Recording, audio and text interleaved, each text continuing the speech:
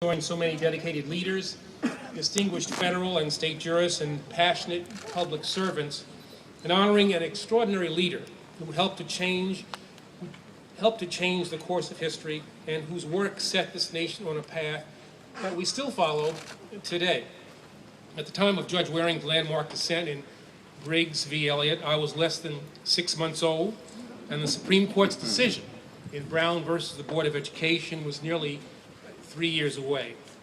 Yet because of Judge Waring's powerful words and the legal foundation that they helped to provide, my generation would be the very first to come of age in a post-Brown America. We were the first that would never know a world in which separate but equal was the accepted law of the land. This seismic shift began in Clarendon County and in 5 other communities across the country. It was the result of a confluence of brave actions and courageous individuals, from Reverend Joseph Albert Delane to Eliza Briggs to Oliver Brown, who stood up and who spoke out, often at great personal cost, for what they knew to be right. It demanded the vision and resolve of civil rights pioneers, advocates, and attorneys like Thurgood Marshall, Harold R. Boulware Sr., and Robert Carter, to translate a growing movement into a fight for legal change. And it necessitated the action of our courts to help realize the Constitution's guarantee of equal protection of the law. Judge Waring's dissent in the Briggs case and the historic Brown decision it made possible in many ways helped to ignite the modern civil rights movement, giving rise to key advancements that defined the 1960s. But even before these important decisions took shape here on these courthouse grounds, one judge, peerless among his contemporaries, who had seen and who had lived through times of great injustice, knew that the showdown, as he put it, was coming. And as he later recalled, the question arose as to whether I should dodge or meet it.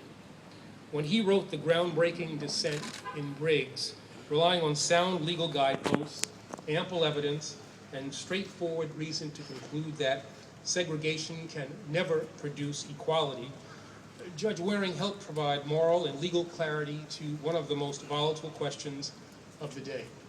In that opinion and so many others, he didn't just inspire words that have been spoken across the years, he wrote these words.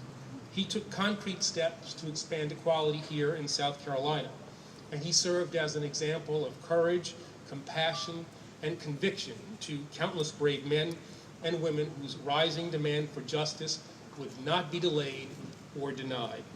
From ending segregation in his own courtroom to making it possible for African Americans to serve on a federal jury here in Charleston, from ruling for equal pay for African American teachers to declaring that the state had to provide the same opportunities and facilities to black students seeking a law school education, from striking down a white-only state primary, proposing the proper vehicle for Thurgood Marshall to put the central question of Briggs to the test, Judge Waring decisively advanced the cause of equal rights.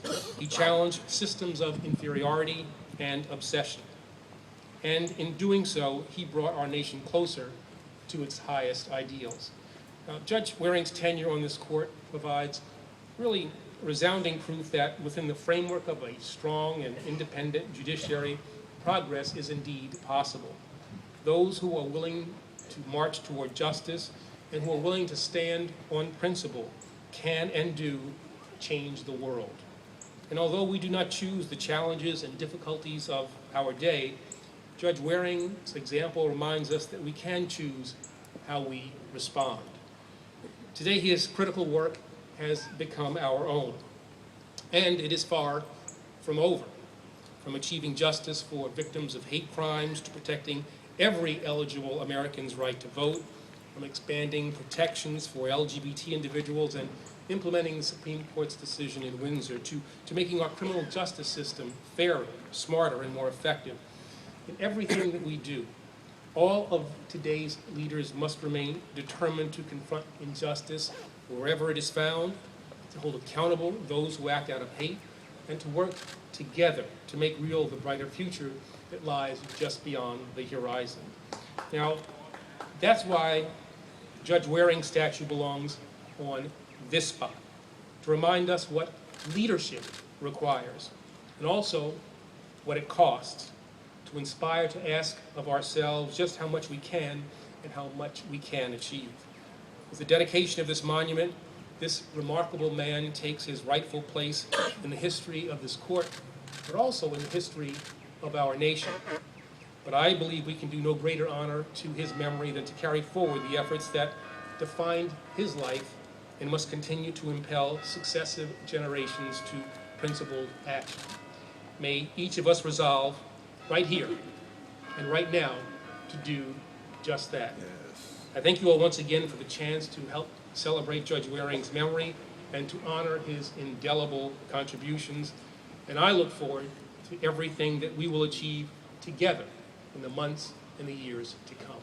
Thank you.